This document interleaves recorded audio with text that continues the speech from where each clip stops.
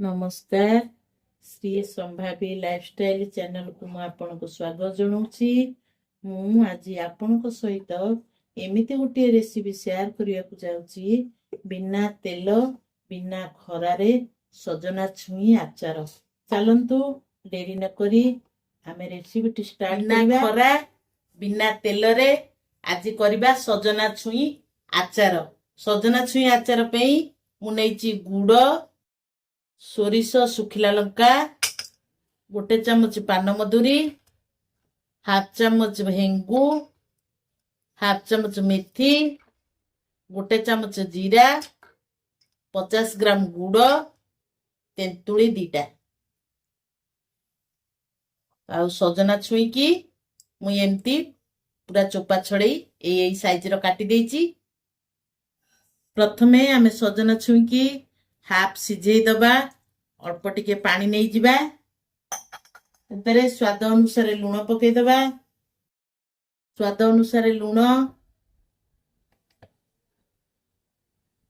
Half चमच हळदी गुंड तापरे आमे काटी की रखिथिबा सजना छुई की तादिर आमे ऐड कर दबा। ताकू 2 मिनिट घोड़े दई किरी रखि दबा सिझिबा पई। ताकू 2 मिनिट मु घोड़े दउची से टिके सिझी आसीबो तापरे आमे ताकू काढिबा। मतलब 2 मिनिट हे गेलानी आमे एथरक एबे सजना छुई की काढी दबा। टिके टिके भी सिझी गेलानी आमे एथरक सजना छुई गैस टाकू ऑफ कर दे की सजना छुई की आमे एथरक काढी दबा।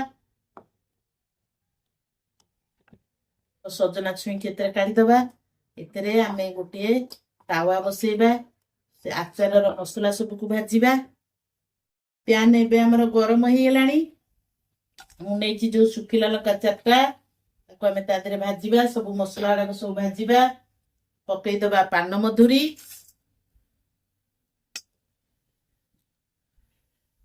पकई दबा। आमे एथरक मेथी पान मधुरी मेथी पकेले यार बास्नाटा बहुत बढ़िया आसीबो। तापरे पकई दबा आमे जीरा तापरे पकई दबा आमे सोरिष सोरिष पान मधुरी मेथी पकेले आमर फ्लेवरटा बढ़िया देखा जीवो बहुत बढ़िया बास्ना आसीबो। आमे टिके ताकू बेसी भाजीबानी बेसी भाजिले तार बास्नाटा भलो आसेनी। टिके जस्ट आमे उषुम कर दबा काहे कि ना आमे बिना खरा रे ताकू रखिबा स्टोर करी किरी खरा दबानी सेति पई टिके मसला को उषुम कर दबा। बेसी भाजिले तार फ्लेवरटा भलो आसीबनी कि बास्नाटा भी भलो आसीबनी। या हमर जस्ट उष्म हे गेला आमे एथरक ताकू काढी दबा। परेई बसेइबा तिंतुली मंड दबा। आमे एथरक हे गेलानी ये मसला आमे एथरक ताकू काढी किरी ठंडा करिबा को रखि दबा। तापरे आमे आधेरे परेई बसेइबा बतुरी की रखिथिबा तेंतुली की एमती मु चकड़ी देइची। देखंतु परिष्कार हे चकड़ी जाईची।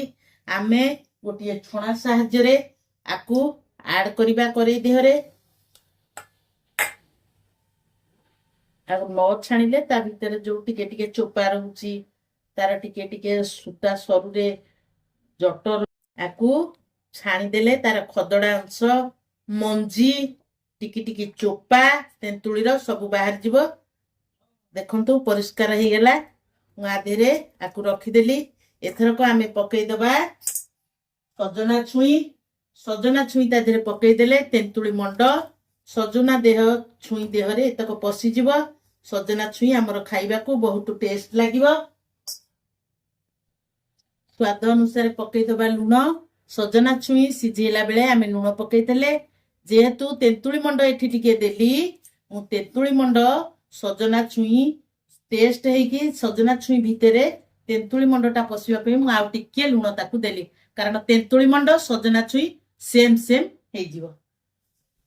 सजना छुई भितरे तेंतुली मंडटा पसिबो टिके सिझिबा पई आकू 2 मिनिट आमे घोड़े दबा। 2 मिनिट भितरे से सिझिला भितरे आमे प्रस्तुत करके रखिथिबा मसला को आमे ताकू ग्राइंडिंग कर दबा। बे हमर 2 मिनिट हे गेला आमे थरो घोड़णी काढी किरी देखिबा। देखंतु तेंतुली मंड सजना छुई भितरे सब मिसी जाईची। आमे एथरक ताकू काढी दबा। देखंतु ଭାଙ୍ଗିନି ବି ବିଲକୁଲ ଠିକ ଠିକ ବି ସିଝି ଯାଇଛି। ତେନ୍ତୁଳି ମଣ୍ଡ ବି ସଜନା ଛୁଇଁ ଦେହ ଭିତରେ ପୁରା ପଶି ଯାଇଛି। ଆମେ ଏଥରକ ଆକୁ କାଢିଦବା। କାଢିଲା ବେଳେ ଆପଣ ମାନେ କେୟାରଫୁଲି କାଢିବେ, କାରଣ ସଜନା ଛୁଇଁ ଭାଙ୍ଗିଯିବ। ଦେଖିକି ଆକୁ କାଢିବେ।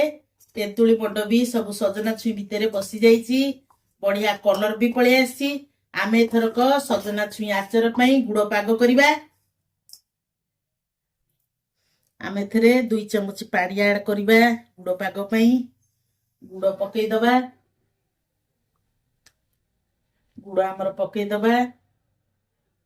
ଗୁଡଟା ମେଲ୍ଟ ହବା ପାଇଁ, ପାଗ ଧରିବା ପାଇଁ ଆମେ ତାକୁ 2 ମିନିଟ ଛାଡିଦବା।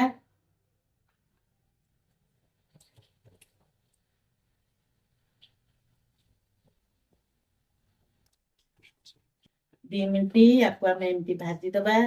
ତାର ପାଗ ହେଲା ପର୍ଯ୍ୟନ୍ତ ଏମିତି ଭାଜୁଥିବା, ନହେଲେ କରେଇରେ ଗୁଡ ଲାଗିଯିବ, ଅଠା ହେଇଯିବ, କରେଇ ଦେହରେ ଲାଗିଯିବ, ପୋଡିଯିବ, ଆମର ଆଚାରଟା ଟେଷ୍ଟ ଆସିବନି। ଆମେ ଆକୁ 2 ମିନିଟ ଏମିତି ଭାଜିବା। ଗୋଟେ ବାଉଲରେ ମୁଁ ପାଣି ଟିକେ ରଖିଛି।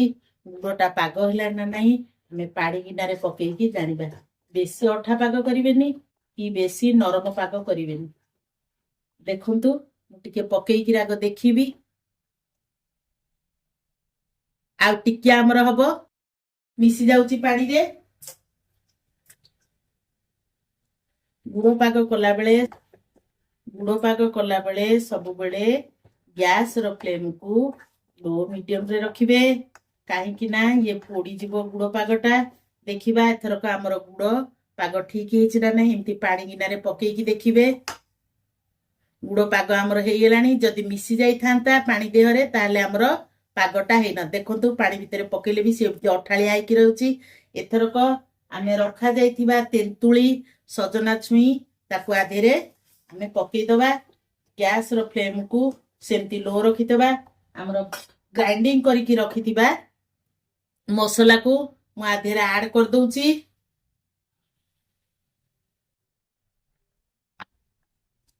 ହେଙ୍ଗୁ 1/2 ଚାମଚ ଆଦେହରେ ବି ଆଡ କରିଦଉଛି।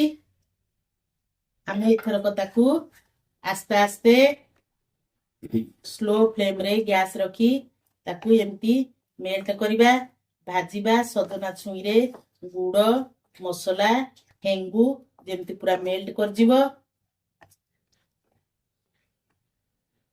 ଏବେ ଆମର ପ୍ରସ୍ତୁତ ହେଇଗଲା ବିନା ଖରା, ବିନା ତେଲରେ ସଜନା ଛୁଇଁ ଆଚାର। ଆମେ ଏଥରକ ଗ୍ୟାସକୁ ଅଫ୍ କରିଦବା।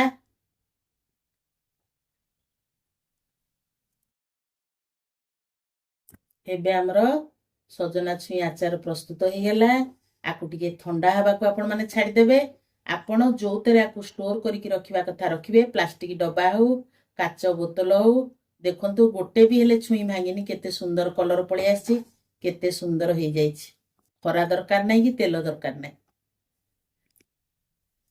ମୋ ରେସିପିଟି ଯଦି ଆପଣଙ୍କୁ ଭଲ ଲାଗୁଥିବ ଆପଣ ମୋତେ କମେଣ୍ଟରେ ଜଣେଇବେ। ମୋ ରେସିପିଟି ଯଦି ଆପଣଙ୍କୁ ଭଲ ଲାଗିବ ଲାଇକ୍ କରିବେ, ସେୟାର କରିବେ, ସବସ୍କ୍ରାଇବ କରିବେ। ଆକୁ ଆପଣ 4-5 ଦିନ ହଉ କି 10-12 ଦିନ ହଉ ଷ୍ଟୋର କରିକି ରଖିପାରିବେ। ରହୁଛି। ଜୟ ଜଗନ୍ନାଥ।